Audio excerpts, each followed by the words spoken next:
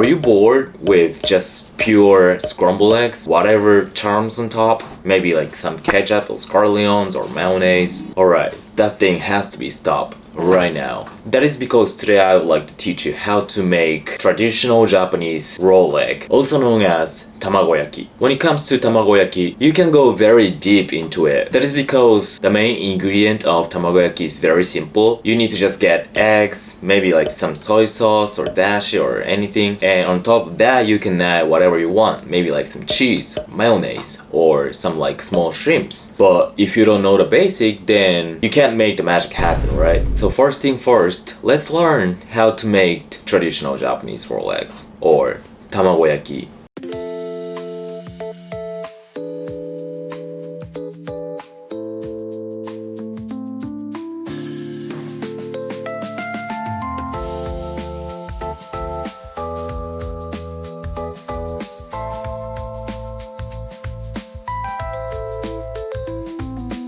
So here are all the ingredients you need to have. Soy sauce, sugar, shirodashi, 3 eggs. What you have to do is extremely simple. Just crack all the eggs into a plate.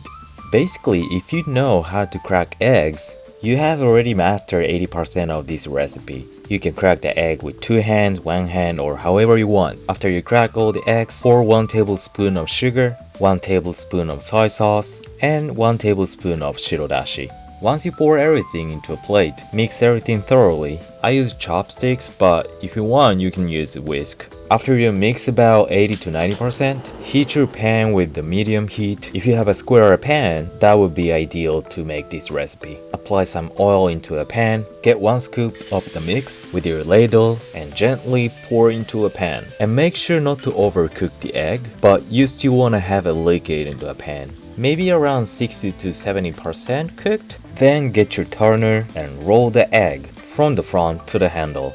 This part could get a little bit tricky, and the first rolling part would look probably messy like I'm doing right now. But don't worry about it. Once the egg layer gets thicker, then it will look better. And make sure every time before you pour egg liquid into a pan, always apply some oil. You don't have to drench the oil into a pan, but you wanna just apply a little bit, and that will be enough. And as you keep doing it, the egg would get thicker. It would become easier to roll the egg from the front to the handle side. And here's another trick you could do.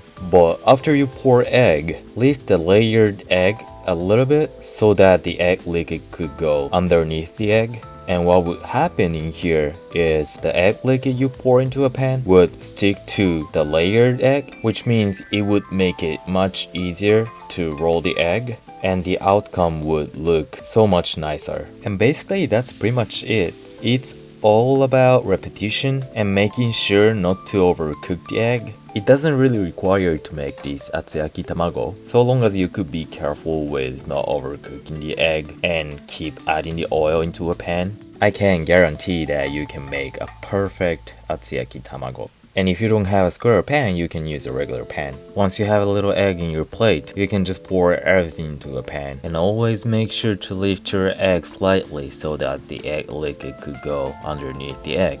You can take my word for it. If you won't skip this step, that'll make your Atsuyaki-Tamago look so much better in the end.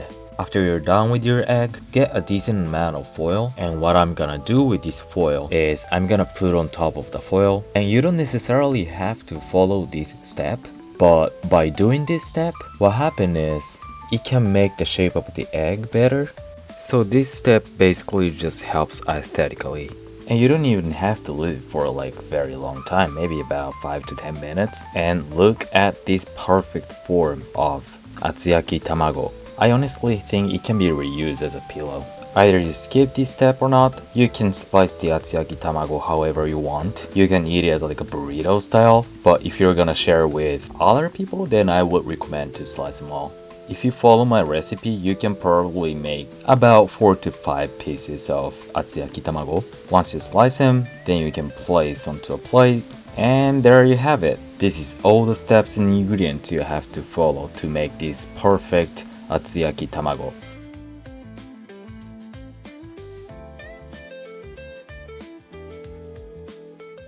Alright, that's it, and now you have it. Let's actually try it out and see how it tastes like.